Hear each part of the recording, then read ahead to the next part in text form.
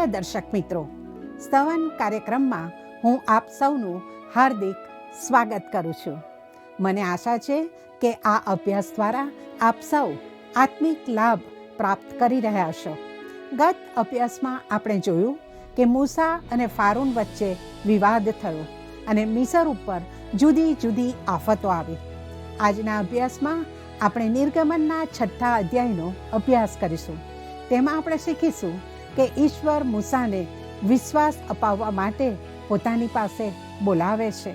ત્યારબાદ આપણે મૂસા અને હારૂનની વંશાવળી જોઈશું અને અંતે જોઈશું કે પરમેશ્વર મૂસા અને હારૂનને કયા આદેશો આપે છે. તો વિલંબ ના કરતા આવો આજના અભ્યાસમાં આગળ વધીએ.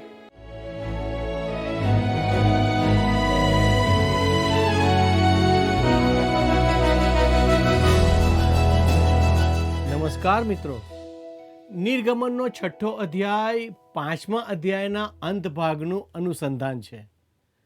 મિસર પર આપત્તિઓ ઉતરવાનો સમય પાસે છે. દેવોનું યુદ્ધ શરૂ થવાની તૈયારીમાં છે. અહીં સુધી શું બન્યું? પાછળ નજર કરતાં જણાય છે કે મૂસા, હારૂન અને ઇઝરાયલના વડીલોએ જે કર્યું તે તો ફારૂન પાસે જઈને યહોવાને અર્પણ ચઢાવવા 3 દિવસ માટે અરણ્યમાં જવાની પરવાનગી માંગી. ફારૂનનો જવાબ ના હતો, કેમ કે તે યહોવાને જાણતો ન હતો. પછી તેણે ઇસ્રાયેલીઓની વેઠ વધારી દીધી. તેથી ઇસ્રાયેલ પુત્રોએ મૂસાને ફરિયાદ કરી અને મૂસાએ તે ફરિયાદ ઈશ્વરને જણાવી. ભલા દર્શકો, ઈશ્વર મૂસાને એ ખાતરી આપવા માંગતા હતા કે તે પોતે કોણ છે અને તે શું કરવાના છે. ઇબ્રાહીમ, ઈસાક અને યાકૂબના ઈશ્વરે ઇસ્રાયેલનો દુઃખનો પોકાર સાંભળ્યો હતો અને તે તેઓને મુક્ત કરવાના હતા. ઈશ્વર ઈચ્છતા હતા કે મૂસા ઇસ્રાયેલનો ભૂતકાળનો ઇતિહાસ જુએ અને ઈશ્વરે તેઓને કેવી રીતે સંભાળ્યા તે જાણે. ઈશ્વર ઇસ્રાયેલ માટે પોતાનો પ્રેમ અને તેઓને સહાય કરવાની તેમની ઝંખના વારંવાર દર્શાવતા હતા. તેઓના માટે ઈશ્વરે ઘણીવાર દરમિયાનગીરી કરી હતી. મિત્રો, આજે ઈશ્વર આપણા હકમાં પણ દરમિયાનગીરી કરે છે. ફિલિપી 1 અને 6 કહે છે, જેણે તમારામાં સારા કામનો આરંભ કર્યો તે ઈસુ ખ્રિસ્તના દાડા સુધી તેને સંપૂર્ણ કરતો જશે, એવો મને ભરોસો છે. ઈશ્વર આજે આપણી જરૂરિયાતો જાણે છે. તે આપણી નિરાશાજનક સ્થિતિ જાણે છે. જેમ તેમણે મિસરમાં ઇસ્રાયેલને સહાય કરી તેમજ તે આપણને મદદ કરવા માંગે છે. યહોવા સ્વયંભૂ ઈશ્વર છે. તે મૂસાને ઉત્તેજન, આશા અને ખાતરી આપવા તેની સાથે વાત કરે છે. મિત્રો, આપણા અભ્યાસમાં આગળ વધતા નિર્ગમનનું પુસ્તક 6થો અધ્યાય તેની પહેલી કલમ આપણે વાંચીએ. અને યહોવાએ મૂસાને કહ્યું કે હવે હું ફારૂનની સી વલે કરીશ તે તું જોશે, કેમ કે બળવાન હાથથી તે તેઓને જવા દેશે ને બળવાન હાથથી તે તેના દેશમાંથી તેઓને હાંકી કાઢશે. યહોવા મૂસાને કહે છે કે તે પ્રભુ છે. તેમને ભવિષ્ય માટે તૈયારી કરવાની કોઈ જરૂર નથી. તે સ્વયંભૂ છે અને તેમને કોઈ સંકોચ કે મર્યાદા નથી. ઈશ્વર સૃષ્ટિમાંની કોઈ બાબત પર નિર્ભર નથી. તે કશા પર આધાર રાખતા નથી, પણ આખી સૃષ્ટિ તેમના પર આધારિત છે. મિત્રો, ઈશ્વર ઈચ્છતા હતા કે મૂસા પણ તેમના પર આધાર રાખે. મિત્રો, કલમ 2 થી 5 જણાવે છે, અને દેવે મૂસાની સાથે બોલતા તેને કહ્યું કે હું યહોવા છું અને સર્વસમર્થ દેવ એ નામે મેં ઇબ્રાહીમને તથા ઈસાકને તથા યાકૂબને દર્શન દીધું. પણ યહોવા એ મારા નામથી તેઓ મને ઓળખતા નહોતા અને તેઓના પ્રવાસનો દેશ એટલે કનાન દેશ કે જેમાં તેઓએ પ્રવાસ કર્યો તે તેઓને આપવાનો મારો કરાર પણ મેં તેમની સાથે કર્યો છે. અને વળી મિસ્રીઓએ ગુલામીમાં રાખેલા ઇસ્રાયેલ પુત્રોની રોકકળ પણ મેં સાંભળી છે અને મેં મારા કરારને સંભાળ્યો છે. વહાલા દર્શક મિત્રો, ઈશ્વર મૂસાને કહે છે કે તેમણે ઇબ્રાહીમ, ઈસાક અને યાકૂબને દર્શન આપ્યું હતું, પણ યહોવા તરીકે નહીં. ઈશ્વર યહોવા તરીકે તેમના લોકોનો ઉદ્ધાર કરવાના હતા, પોતાના તરીકે સ્વીકારી લેવાના હતા, તેમને બંધનમાંથી મુક્ત કરવાના હતા અને વચનના દેશ તરફ દોરી જવાના હતા. આ સર્વ વડે તેઓ ઈશ્વરને યહોવા તરીકે જાણશે. તેમણે ઇબ્રાહીમ, ઈસાક અને યાકૂબને પોતાના ચરિત્રનો આ એક ભાગ પ્રગટ કર્યો ન હતો. મિત્રો, 6 થી 8 કલમોમાં ઈશ્વર ઉદ્ધારના હું કરીશ એવા વચનો પ્રગટ કરે છે.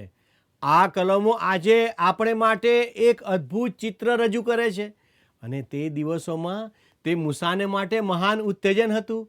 ઈશ્વર જાહેર કરે છે કે પોતે કોણ છે અને તે શું કરવાના છે. આજે આપણી પાસે પણ એક ઉદ્ધારનાર છે જે આપણને કહે છે કે તે કોણ છે અને તે શું કરવાના છે. જે સર્વ તેમની પાસે આવે છે તેમનો ઉદ્ધાર કરવા તેઓ શક્તિમાન છે. મિત્રો, 6 થી 8 કલમ જોઈએ એ માટે ઇસ્રાયેલ પુત્રોને કહે કે હું યહોવા છું, ને મિસ્રીઓની વેઠ તળેથી હું તમને કાઢીશ, ને હું તેમની ગુલામીમાંથી તમને મુક્ત કરીશ, ને લંબાવેલા હાથ વડે તથા મહાન ન્યાયકૃત્ય વડે હું તમને છોડાવીશ, અને હું તમને મારા લોક કરી લઈશ, ને હું તમારો દેવ થઈશ, અને તમે જાણશો કે મિસ્રીઓની વેઠ તળેથી તમને કાઢનાર તમારો દેવ યહોવા હું છું. અને જે દેશ આપવાના સોગન ઇબ્રાહીમની તથા ઈસાકની તથા યાકૂબની આગળ મેં ખાધા છે, તે દેશમાં તમને લઈ જઈને વતનને માટે તે હું તમને આપીશ. હું યહોવા છું. મિત્રો, ઉદ્ધાર માટેના 7 હું કરીશ વચનો આ પ્રમાણે છે. પહેલું, મિસ્રીઓની વેઠ નીચેથી હું તમને કાઢીશ. બીજું, તેમની ગુલામીમાંથી તમને મુક્ત કરીશ. ત્રીજું, લંબાવેલા હાથ વડે હું તમને છોડાવીશ. ચોથું, હું તમને મારા લોક કરી લઈશ. પાંચમું, હું તમારો ઈશ્વર થઈશ. છઠ્ઠું, વચનના દેશમાં તમને લઈ જઈશ. સાતમું, તે તમને વતનને માટે હું આપીશ. મિત્રો, આપણે તેને વિસ્તૃત રૂપમાં જોઈએ. પહેલું હતું, મિસ્રીઓની વેઠ નીચેથી હું તમને કાઢીશ. મિત્રો, આ વચનમાં ખ્રિસ્તમાં આપણા ઉદ્ધારનું પરિણામ અને સમાંતરતા જોવા મળે છે. આજે આપણે પણ પાપનો બોજ ઉઠાવીએ છીએ. જગતની બાબતો આપણા હૃદય પર જુલમ સમાન છે. આપણે જગત પર પ્રેમ ન કરીએ તેમ કહેવામાં આવ્યું છે. ઈશ્વર આપણને પ્રભુ ઈસુ પરના વિશ્વાસ દ્વારા પાપના બોજામાંથી છોડાવી શકે છે. બીજું, તેમની ગુલામીમાંથી તમને મુક્ત કરીશ. ઈશ્વર આપણને પાપની ગુલામીમાંથી મુક્ત કરે છે. પાપમાંથી ઉદ્ધાર એ ઈશ્વરનું કાર્ય છે. તે આપણને ગમે તેવા પાપના બંધનમાંથી મુક્ત કરે છે. ઈશ્વરના વચનના પ્રસારણથી ઘણા આત્માઓ ભૂંડા જીવનમાં નવી દોરવણી પામવા દ્વારા ઈશ્વર પિતાને સમર્પિત થઈને નવું જીવન જીવતા હોવાના દાખલા છે. ઇસ્રાયેલીઓ મિસરમાં ગુલામીનું જીવન જીવતા હતા. ઈશ્વરે કહ્યું, હું આ સ્થળેથી તમને મુક્ત કરીશ, તમારા બંધનોમાંથી હું તમને છોડાવીશ. ત્રીજું, લંબાવેલા હાથ વડે હું તમને છોડાવીશ. યશાયા પ્રબોધક ઈશ્વરના આ સમર્થ ખુલ્લા હાથની વાત કરે છે. યહોવાનો ભુજ કોની આગળ પ્રગટ થયેલો છે? યશાયા 53:1 પ્રમાણે ઈશ્વર આજે પણ પુરુષો અને સ્ત્રીઓના હૃદય અને જીવનોમાં ઉદ્ધારનું કાર્ય કરી રહ્યા છે. આ પણ દરેકને પાપથી ઉદ્ધારની જરૂર છે, કેમ કે આપણે ઈશ્વરની દ્રષ્ટિમાં પાપી છીએ. તેમણે આપણા પર અંત સુધીનો પ્રેમ કર્યો જેથી આપણો ઉદ્ધાર થાય. જો તે તેમ કરવા રાજી હતા તો આપણે પણ પાપીઓ તરીકે પ્રભુની પાસે આવવા તૈયાર રહેવું જોઈએ. જો આપણે પ્રભુ ઈસુના આપણા માટે ઉદ્ધારના કાર્યમાં વિશ્વાસ મૂકીએ તો આપણો ઉદ્ધાર થાય છે. ઈશ્વર પાસે ઉદ્ધારની મહાન યોજના છે, પણ માણસે તેના માટે તેમની પાસે આવવું જોઈએ. તે તમને તેમના લંબાવેલા હાથ વડે બચાવી લેશે. ચોથું, હું તમને મારા લોક કરી લઈશ. મિત્રો, વિચાર કરો કે ઈશ્વરે આપણને પાપના કાદવ કિચડમાંથી ઉંચકી લીધા છે. પ્રભુ ઈસુમાં વિશ્વાસ વડે તેમના પુત્રો બનાવ્યા છે. તે આપણને જણાવે છે કે હું તમારો ઈશ્વર થઈશ. ઈશ્વર આપણો ઉદ્ધાર કરીને, આપણને મુક્ત કરીને પછી આપણને છોડાવીને જતા રહેતા નથી. જો તમે ખરેખર ઉદ્ધાર પામ્યા છો તો જાણે ઈશ્વર છે જ નહીં તે રીતે તમે જીવી શકતા નથી. જો તમે પ્રભુ ઈસુ પર તમારા ઉદ્ધારનાર તરીકે વિશ્વાસ કર્યો છે તો તેથી તમારું જીવન બદલાશે. તે તમારા ઈશ્વર થશે અને તમે તેમની આગળ નમીને તે કોણ છે તે કબૂલ કરશો. ઈશ્વર તમારો ઉદ્ધાર કરવા ઈચ્છે છે. તે ઈચ્છે છે કે તમે ખ્રિસ્તને તમારા ઉદ્ધારનાર અને પ્રભુ તરીકે જાણો. તે તમને જણાવવા ઈચ્છે છે કે તમે ઉદ્ધાર પામેલા કે બચી ગયેલા છો. તે તમારા ઈશ્વર બનવા માગે છે અને તે એવું ઈચ્છે છે કે આપણે તેમના લોકો બનીએ. પાંચમું, હું તમારો ઈશ્વર થઈશ. ઈશ્વરે ખ્રિસ્તમાં વિશ્વાસીઓને જગતના મંડાણ અગાઉ પસંદ કર્યા છે. આ પસંદગીનું કારણ વિશ્વાસીઓમાં મળતું નથી, પણ ઈશ્વરના સંપૂર્ણ જ્ઞાની ઈરાદામાં મળે છે. તેમના પોતાના લોકો નિષ્ફળ જાય તેમ છતાં ઈશ્વરને તેઓ પર પ્રેમ કરવાની તકલીફ પડતી નથી. ઈશ્વર પોતાના લોકો પર પ્રેમ કરે છે, કેમ કે પ્રેમ કરવો તે તેમના સ્વભાવમાં છે. તે આપણા ઈશ્વર બનવા ચાહે છે. છઠ્ઠું, હું વચનના દેશમાં તમને લઈ જઈશ. આ તો કનાન દેશની વાત છે. ઈશ્વરે તે આપવાનું ઇબ્રાહીમ, ઈસાક અને યાકૂબને વચન આપ્યું હતું. કનાન એ સ્વર્ગનું ચિત્ર નથી, તે તો ખ્રિસ્તી જીવનનું ચિત્ર છે જે વિશ્વાસીઓએ જીવવાનું છે. કનાન સ્વમાની બાબતો જેવું છે, જેમાં આપણે સર્વ આત્મિક આશીર્વાદોથી આશીર્વાદિત થઈએ છીએ. વિશ્વાસીઓએ આત્મિક આશીર્વાદ માટે ઈશ્વરના ઉચ્ચ તેડાને અનુરૂપ બનવાનું છે. તે પવિત્ર આત્માના ભરપૂરીપણાથી શક્ય બને છે, જે વિશે એફેસીઓનો પત્ર 4 અધ્યાય તેની 1-5 કલમ અને 18મી કલમમાં છે. તેમણે યુદ્ધો અને લડાઈઓ પણ જીતવાની છે. વિશ્વાસીઓ કોઈ વાર જગતના અરણ્યમાં લૂંટાઈ ગયા હોય એમ જીવે છે અને ઈશ્વરની દયા અને કૃપાની સંપત્તિમાં કદી પ્રવેશતા નથી. શું આજે તમે જીવંત ઉદ્ધારનારના જીવંત પ્રકાશ અને પ્રેમમાં જીવો છો? સાતમું, હું તમને વતન આપીશ. મિત્રો, રોમિયોના 5મા અધ્યાયમાં પ્રેરિત પાઉલ સ્પષ્ટ કરે છે કે આપણે વિશ્વાસથી ન્યાયી ઠર્યા છીએ અને પ્રભુ ઈસુ ખ્રિસ્ત દ્વારા આપણને ઈશ્વર સાથે સમાધાન પ્રાપ્ત થયું છે. આપણે ઈશ્વર પાસે જઈ શકીએ છીએ. સંકટો મધ્યે પણ આપણને આનંદ હોય છે. આપણામાં વસવા માટે ઈશ્વરનો આત્મા આપવામાં આવ્યો છે અને ઈશ્વરનો પ્રેમ આપણામાં દ્રઢ કરાયો છે. આવનાર કોપથી આપણને બચાવી લેવાયા છે અને મહાસંકટકાળથી બચાવી લેવાયા છે. પ્રિય મિત્ર, તમને કેવા પ્રકારનો ઉદ્ધાર મળ્યો છે? શું તમારા જીવનમાં પરિવર્તન થયું છે? આ કલમો આપણા વારસા વિશે કહે છે અને આપણા ઉદ્ધારનું ચિત્ર બતાવે છે. મિત્રો, 9મી કલમ કહે છે, અને મૂસાએ ઇસ્રાયેલ પુત્રોને એમ કહ્યું, પણ મનની વેદના તથા ઘાતકી ગુલામીના કારણથી તેઓએ મૂસાનું ગણકાર્યું નહીં. મિત્રો, આવા સમયે આપણને ઇઝરાયેલ પુત્રોની ચિંતા થાય. મૂસાની વાત પર વિશ્વાસ કરવો તેમને અશક્ય લાગ્યું, કેમ કે તેણે તેમની મુશ્કેલીમાં સહાય કરી ન હતી, પણ તેમની વધી ગયેલી મહેનત મજૂરી માટે તે જવાબદાર હતો. મિત્રો, હવે 10-13 કલમ વાંચીએ. અને યહોવાએ મૂસાને બોલાવીને કહ્યું કે તું જઈને મિસરના રાજા ફારૂનને કહે કે ઇસ્રાયેલ પુત્રોને તારા દેશમાંથી જવા દે. અને મૂસાએ યહોવાને કહ્યું કે જો ઇસ્રાયેલ પુત્રોએ મારું ન સાંભળ્યું તો ફારૂન મારું કેમ સાંભળશે? હું તો 2 સુન્નત હોઠોનો માણસ છું.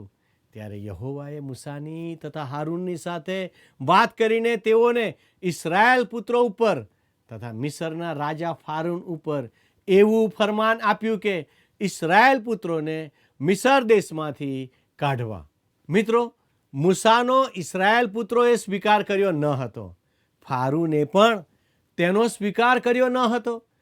ઈશ્વરે મૂસાને ફારૂનની સાથે ફરી વાત કરવા જણાવ્યું અને મૂસા ત્યાં જતા ખચકાતો હતો. મૂસાની દ્રષ્ટિ ઈશ્વર પર નહીં પણ સંજોગો પર હતી. આ સર્વ મુશ્કેલીઓ અને પરિસ્થિતિની વચમાં આપણે એક ખૂબ જ વિચિત્ર ઘટનામાં આવીએ છીએ. ઈશ્વર ફરીથી ઇસ્રાયેલના કુટુંબોની યાદી આપવાની કાળજી રાખે છે. જૂના કરારમાં તે મહત્વની બાબત હતી, પણ ઈશ્વર માટે તે વધારે મહત્વ અને ઉત્તેજના ભરી હતી. તે ભાર મૂકતા હતા કે વંશાવળીની નોંધ રાખવામાં આવે. ભલાઓ, ઈશ્વર ઈચ્છે છે કે આપણે કોના વિશે વાંચીએ છીએ અને તેમના સંતાન કોણ છે તે આપણે જાણવું જોઈએ. તમારા અને મારા વિશે પણ તેમને તેવું જ લાગે છે. તે ઈચ્છે છે કે ખ્રિસ્ત પરના વિશ્વાસથી આપણે તેમના સંતાન બનીએ. મિત્રો, હવે 14 થી 16 કલમ જોઈએ. તેમના પિતૃઓના ઘરોમાં મુખ્ય આ હતા. ઇસ્રાયેલના જ્યેષ્ઠ પુત્ર રૂબેનના પુત્રો હનોક તથા પાલ્લુ, હેસ્રોન તથા કાર્મી એ રૂબેનના કુટુંબો હતા.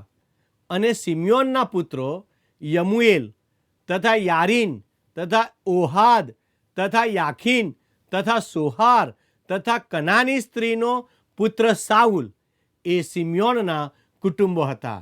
અને લેવીના પુત્રોના નામ તેમની પેઢીઓ પ્રમાણે આ હતા: ગેરસોન તથા કહાત તથા મરારી. અને લેવીનું આયુષ્ય 137 વર્ષનું હતું.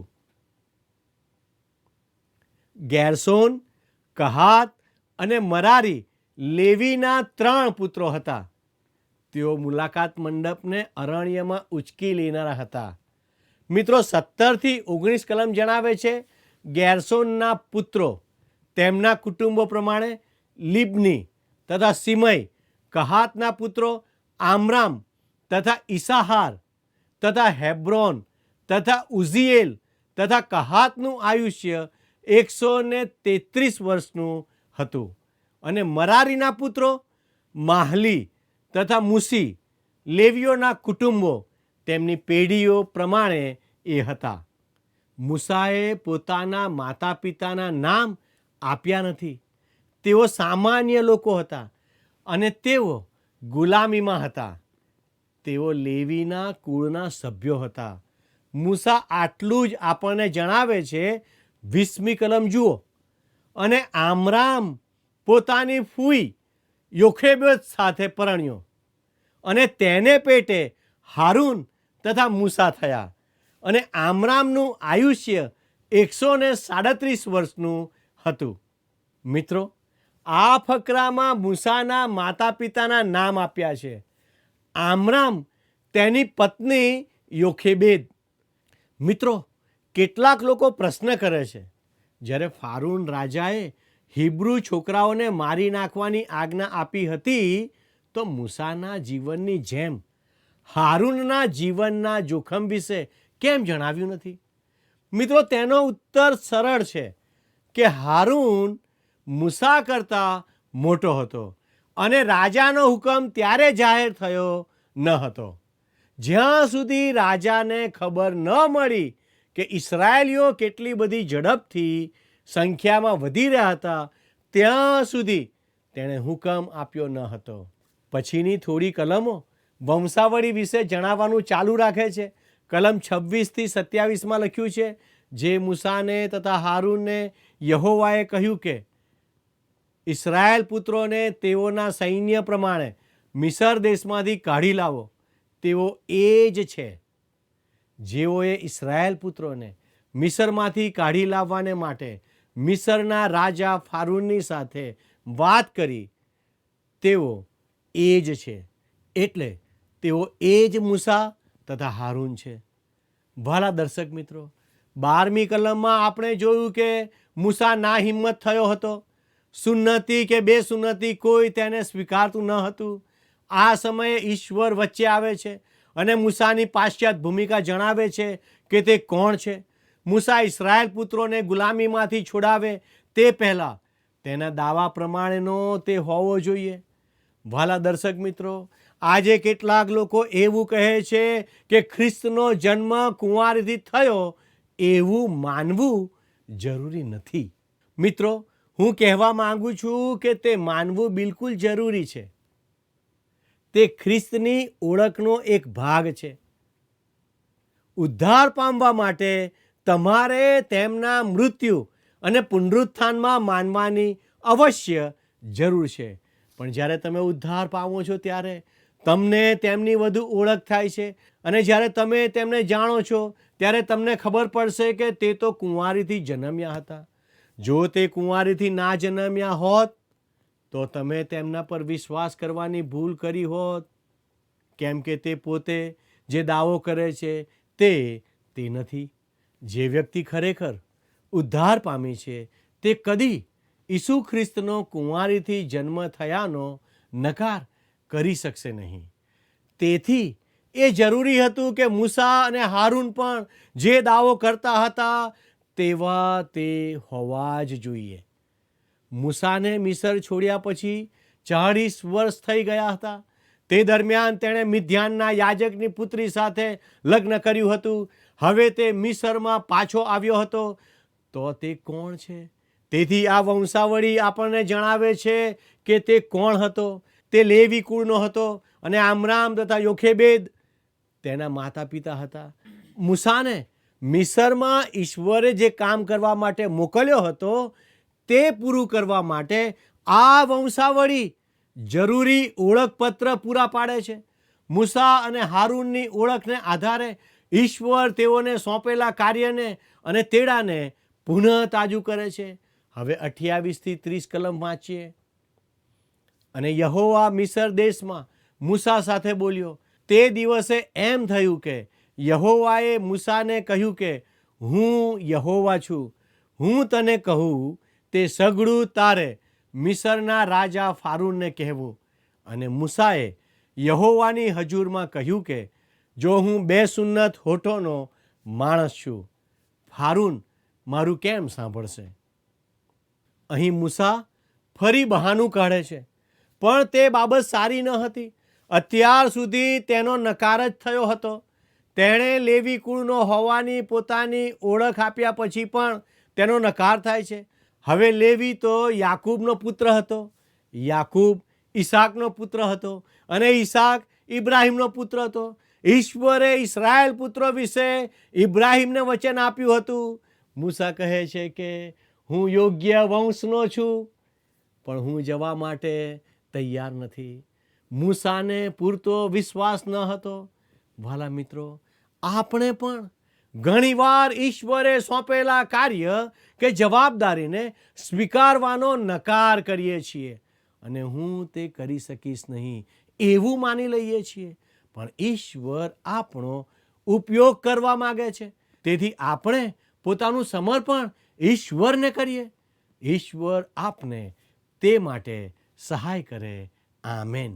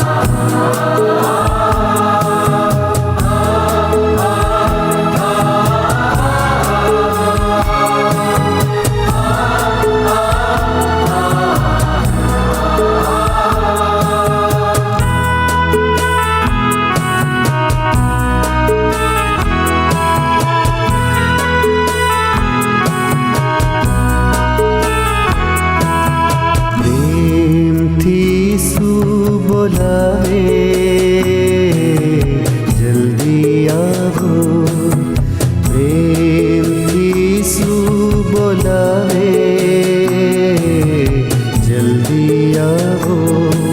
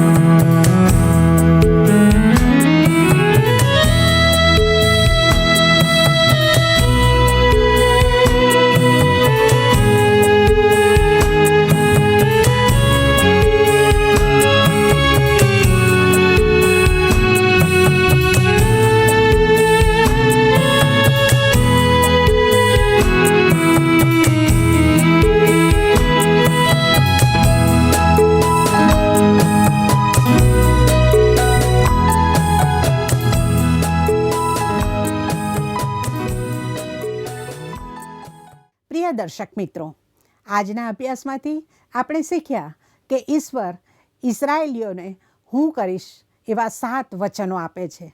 શું આપણને પ્રભુ ઈસુ ખ્રિસ્તના 7 હું છું ના દાવાની યાદ અપાવતા નથી? અહીં ઈશ્વર આ વચનો દ્વારા મૂસા અને ઇસરાયેલીઓને વિશ્વાસ અપાવે છે. જ્યારે પ્રભુ ઈસુ ખ્રિસ્ત પોતાના હું છુંના વચનો કહે છે ત્યારે તેઓ પોતાના જીવન દ્વારા પરમેશ્વરની આ જ પ્રતિજ્ઞાઓને પૂર્ણ કરે છે. પરમેશ્વરે મૂસાને જે વચનો આપ્યા હતા તે બધા પ્રભુ ઈસુ ખ્રિસ્ત દ્વારા પૂર્ણ થયા છે અને આજે પણ આપણા જીવનમાં પૂર્ણ થાય છે. મિત્રો, આજનો પ્રશ્ન છે, મૂસાના પિતાનું નામ શું હતું? એ યિત્રો, બી આમરામ, સી સિમિયોન, ડી રેઉએલ. મિત્રો, ગત પ્રશ્નનો જવાબ છે એ 3 દિવસની. વાલા મિત્રો, આજના પ્રશ્નનો જવાબ મોકલવા માટે અમારો સંપર્ક નંબર છે 94 29 37 56 10 9429375610. તો ઝડપથી આપનો જવાબ અમને મોકલી આપશો. આપના પ્રતિભાવો પણ અમને આ નંબર પર મોકલી શકો છો. આભાર. શું તમને આ કાર્યક્રમ ગમ્યો? અત્યારે જ અમને મિસ કોલ કરો.